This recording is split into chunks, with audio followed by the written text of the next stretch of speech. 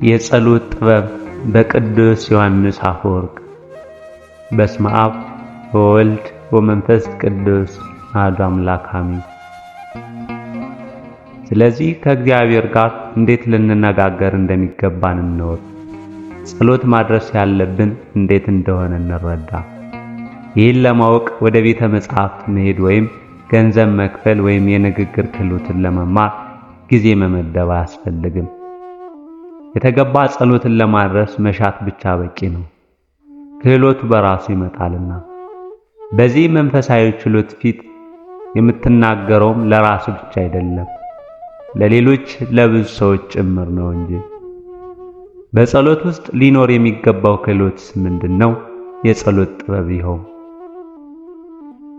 የተዋረደ ልብና የተሰበረ መንፈስ መያዝ፣ በውይዛ አንብ በእንባ ጅረት መቅረብ፣ ከዚህ ዓለም የሆነውን ምንም ነገር አለመሻት፣ የወዲያኛው ዓለም የሆኑ ነገሮችን ክብሮችን መሻት፣ መንፈሳዊ ምግባራትን መለመን፣ እግዚአብሔር በጠላቶቻችን ላይ መዓት እንዲያዘን አለመለመን፣ ቂም በቀልን ማራቅ፣ ሥጋዊ ሁከትን ሁሉ ከነፍስ ማስወገድ፣ በተሰበረ ልብ መቅረብ፣ ትሑት መሆን፣ የዋሃትን እጅግ መለማመድ፣ ስለ ሌሎች ሰዎች ስንናገር በጎ መናገር፣ ከክፉዎች ኅብረት መለየት፣ የዓለም የሰው ሁሉ ጠላት ከሆነው ከዲያብሎስ ጋር ምንም አንድነት አለማድረግ ነው። የዚህ ዓለም ሕጎች እንኳን ሳይቀሩ አንድ ሰው ስለ ንጉሥ ለሌሎች የሚናገር በተለይም ከንጉሡ ጠላቶች ጋር የሚገናኝ ከሆነ ጽኑ ቅጣት ያገኘዋል። ስለዚህ አንተም ከእግዚአብሔር ጋር ስለ ራስህና ስለ ሌሎች ስትነጋገር የሰዎች ሁሉ ጠላት ከሆነው ከዲያብሎስ ጋር ምንም አንድነት ሊኖርህ አይገባም። ስለዚህ የጸሎትን ጥበብ ገንዘብ አድርግ። ይህንንም ጥበብ ከቀራጩ ከመጻቢውም ተማር። እርሱም መምህር አድርገህ ለመቀበል አታወላውል። እርሱ ከአፍህ ሲመረምሩ እዚህ ገባ የማይባሉ ቃላትን በመናገር ማግኘት ያለበትን ሁሉ ለማግኘት የተገባ ሆኗልና። ሉቃስ ወንጌል ምዕራፍ 18 ከቁጥር 9 እስከ 14 እንደተጻፈ ተመልከት። በጽሬት ሕሊና በንጽሕት ልቦና ስለቀረበ አንዲቱ ቃል ብቻ ደጀ ሰማያትን ለመክፈት በቂ ነበረች። ይህችንስ እንዴት ነበር ያቀረባት? ኃጢአቱን በማመን ደረቱን በመድቃት ዓይኑን እንኳን ወደ ላይ ወደ ሰማይ ቀና አላደረገም። አንተም እንደዚህ ብትጸልይ ጸሎት ፈጥና ግዳጅ የምትፈጽም ትሆናለች። እንግዲህ ኃጥኡ እንደዚህ በመጸለዩ ጻድቅ ከሆነ ጻድቅ ሰው እንደዚህ አድርገው ጸሎት ማድረስን ቢያውቅ ደግሞ እንደምን ያማረ የተወደደ ሊሆን እንደሚችል ልብ ብለህ አስተውል። ቅዱስ ዮሐንስ አፈወርቅ። ታመመ። ሞትን ከተቀበለባት ከሥጋ ጋር ተዋህዶ በመስቀል ላይ በፈቃዱ ለሥጋያን ሞተ። ባሕርየ መለኮት ሥጋን ተዋህዶ በማኅፀን ካደረ ጀምሮ ሥጋ ገንዘቡ እንደመሆኑ በሥጋ ይህንን ሥርዓት ፈጸመ።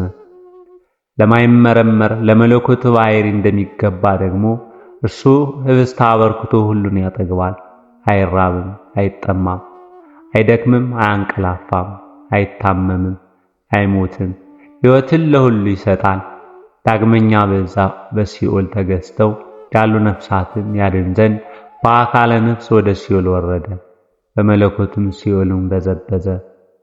ቅዱስ ቄርሎስ አምደ ሃይማኖት።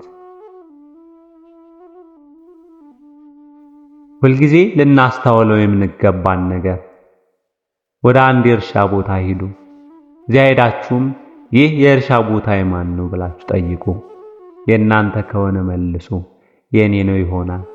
የሌላ ሰው ከሆነ መልሱ የእገሌ ይሆናል። ቀጥላችሁም ከዚህ በፊትስ ይህ የእርሻ ቦታ የማን ነበር ብላችሁ ጠይቁ።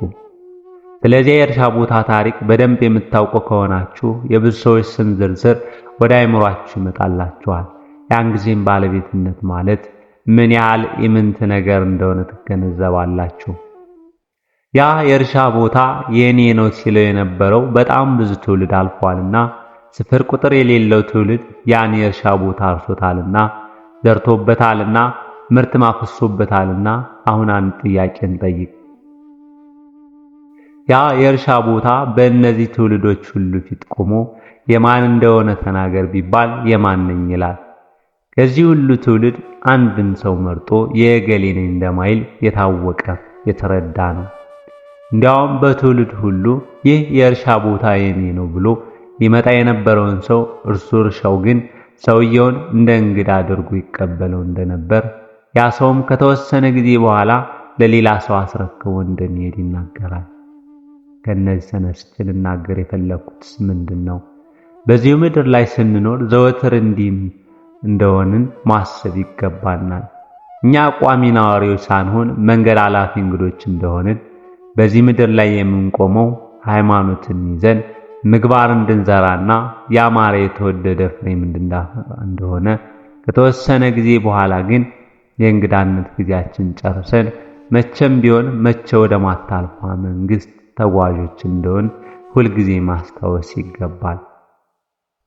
ቅዱስ ዮሐንስ አፈወርቅ። አንድም በክፉ ምግባር የተያዘን ሰው ወደ መልካም ነገር ልትመልሰው ብትወድድ መጀመሪያ ሰላሙ እንዲያገኝ አድርገው፣ በፍቅር ቃል ከፍ ከፍ አድርገው። እንዲህ ያለን ሰው ከክፉ ስራው እንዲመለስ ለማድረግ ከዚህ የተሻለ ዘዴ የለምና ሰው በተግባር የሚያደርገው ፍቅር ሰዎችን የመለወጥ ፍጹም ኃይል አለውና። ቀጥለህ በፍቅር አንድ ሁለት ቃል ንገረው፣ በቁጣ አትንገረው። በእርሱ ላይ አንዳች የጠላትነት ስሜት አታሳይ። ፍቅር ሰዎችን ለመለወጥ መንገዱን እርሱ ያውቅበታል። ብቻ አንተ ዕድሉን ስጠው፣ የፍቅር ሰውም ሁን። መክሲሚያኖስ ባህታዊ ዘሶርያ። አዳምን የፈጠሩ እጆቹ በመስቀል ቀኖች ተቸነከሩ። ወዮ በገነት የተመላለሱ እግሮች በመስቀል ቀኖች ተቸነከሩ። ወዮ የማይሞተው ሞትን ሞተ፣ ሞትን ይሽረው ዘንድ ሞተ፣ ሙታንን ያድናቸው ዘንድ ሞተ። የምትወዱት ሰዎች ፈጽሞ አልቅሱለት። ቅዱስ ዮሐንስ አፈወርቅ።